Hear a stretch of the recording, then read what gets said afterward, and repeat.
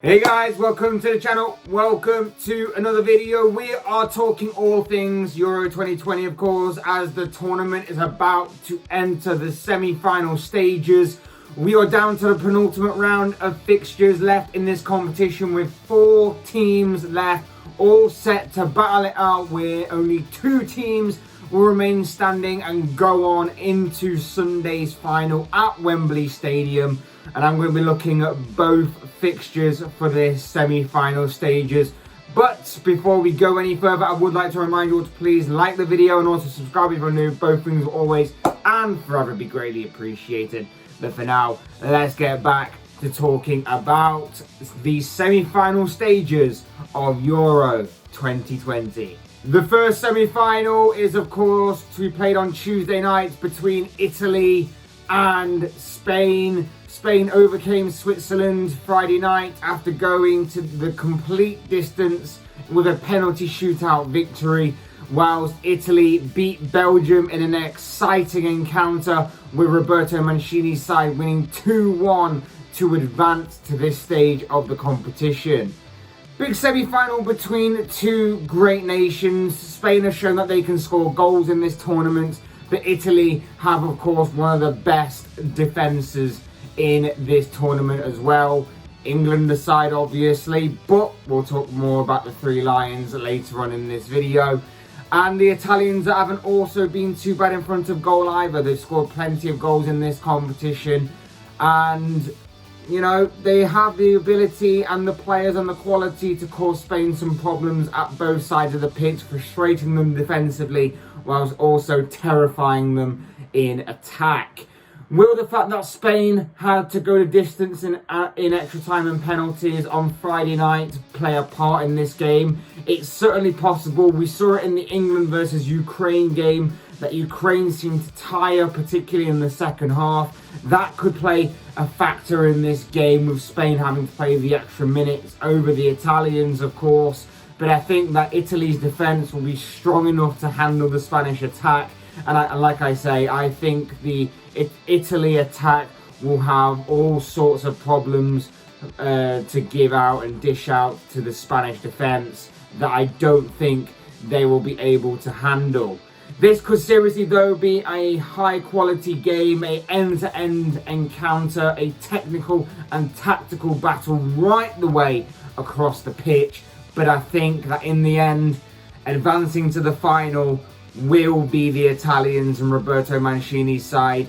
I'm predicting that Italy will win this game 2-1 and make it to Wembley to the final. And the other semi-final, of course, will be taking place on Wednesday night when England take on Denmark in front of what is set to be a home crowd Wembley Stadium that will surely be all behind Gareth Southgate's side.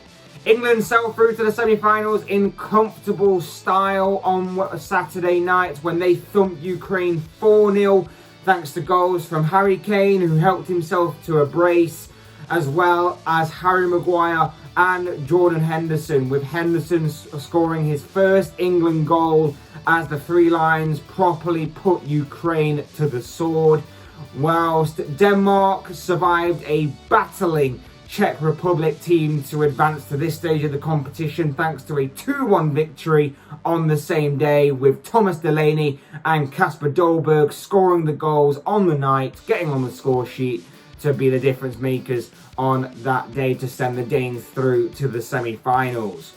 This is going to be a major test for both sides. We all know this. Is football finally coming home for England? They certainly hope so, but they won't be getting too far ahead of themselves. They'll know that obviously there's still yet at least another 90 minutes of football to be played against a Denmark side that are very, very good. They're very strong, and they won't be obviously counting their chickens before they hatch. England have the quality to overcome this Denmark side. In saying that Denmark are very good, England will and have and possess the quality to overcome this Denmark side. But Denmark do have a solid squad as well, and they are a side that has certainly grown into this tournament as it has progressed. England will have Wembley right behind them in this game, and it's worked out pretty well for the Three Lions overall and proved to be rather fortuitous in the fact that they've had all but one of their games that they've played so far in this tournament set in front of a home crowd of Wembley. But the Danes, for obvious reasons, have grown and found a way into everybody's hearts. And so it does have a bit of an England versus the rest of Europe sort of feel to it, with every neutral and rival fan of the Three Lions on the side of Denmark.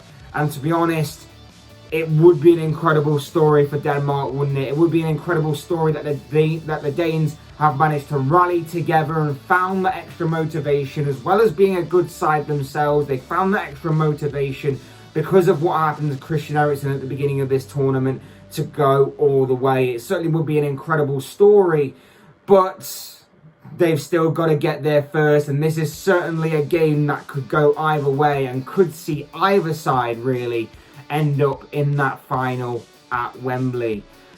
The Danes will have their work cut out for them, no doubt about it. England will too, but the Danes have to find a way to get past a Three Lions defence that is yet to concede in this tournament.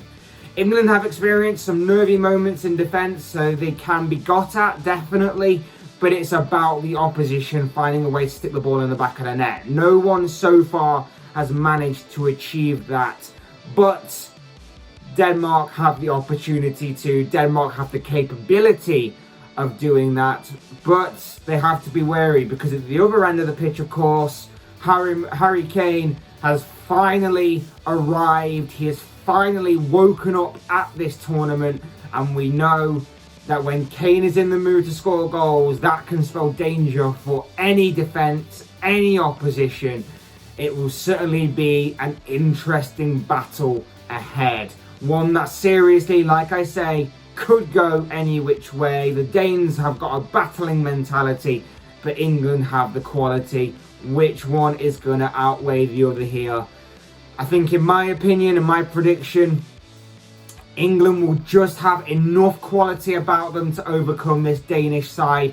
And when you add that on top of the fact that it's obviously going to be in front of a home crowd, it's at Wembley, England fans are going to be rocking that night. They're going to be highly anticipating England to get to the final.